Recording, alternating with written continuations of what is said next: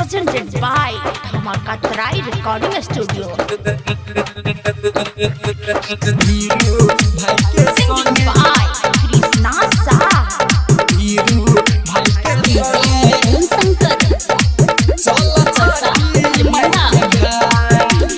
फेकना के बेटी तो सुनना लले दौरा अपन मात धीरू भाई के संगे चल छठी माई के घाट। फेकना के बेटी तो सुनना लले दौरा अपन मात धीरू भाई के संगे चल छठी माई के घाट।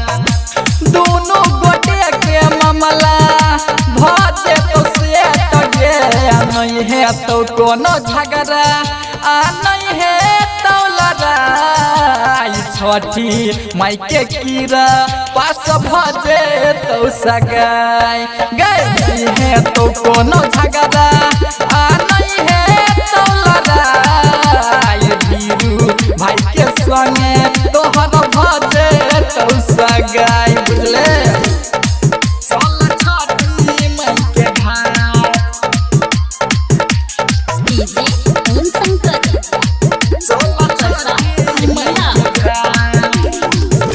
दौरा सजा लगे गोरकी भेल जाई छै देर गे।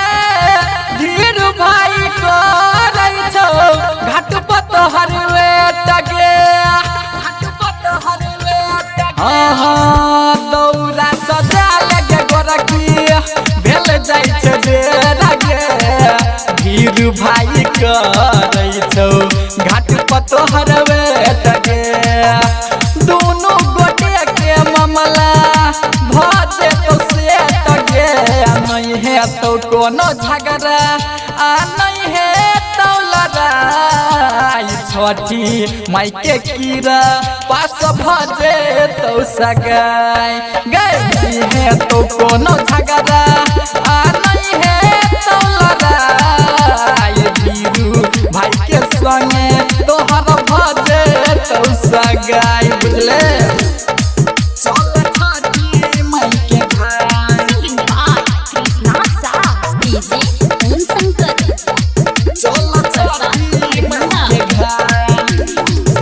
सिंगर कृष्णा कहो कहै छौ ज्ञानी गे।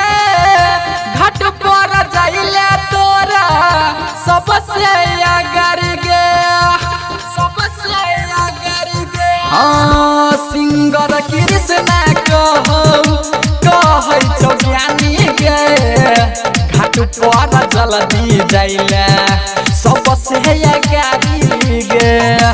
दोनों गोटे के मामला भजे तो से तगे नहीं है तो कोनो झगड़ा आ नहीं है तो लड़ाई। छठी माई के कीरा पास भजे तो सगाई गए नहीं है तो कोनो झगड़ा आ नहीं है तो लड़ाई। धीरू भाई के संगे तोहर भजे तो सगाई बुझले।